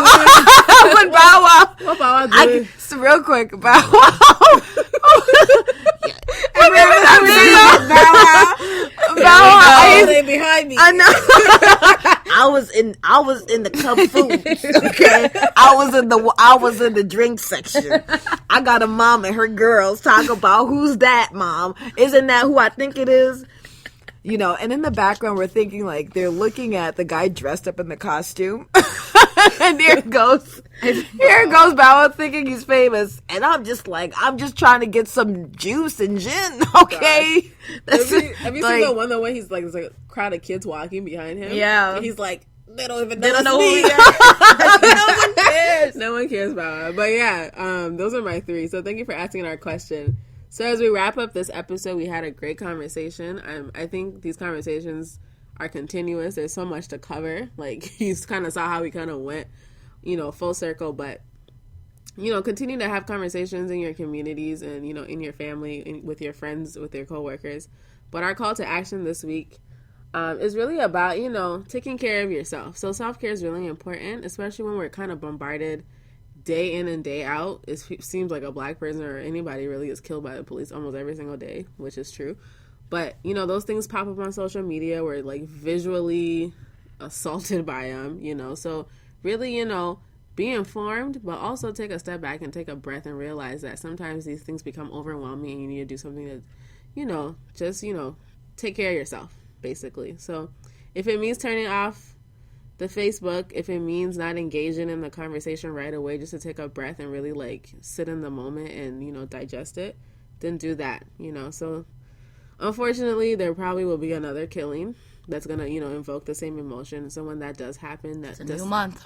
Definitely, take time out for yourself and really understand that you don't have to, just because you don't repost something, just because you don't retweet something, just because you're not in the moment doesn't mean you don't care, but take care of yourself and take care of your mental health. So that's her call to action. Yeah, like Mr. Matadi said, love yourself, love your wealth. Thank you for tuning in. Should we change the podcast name? Love your wealth. Oh gosh, thank you, listeners, for tuning in. We appreciate you. We appreciate our fans. We love you. Have a great day. See ya. See ya. Deuces.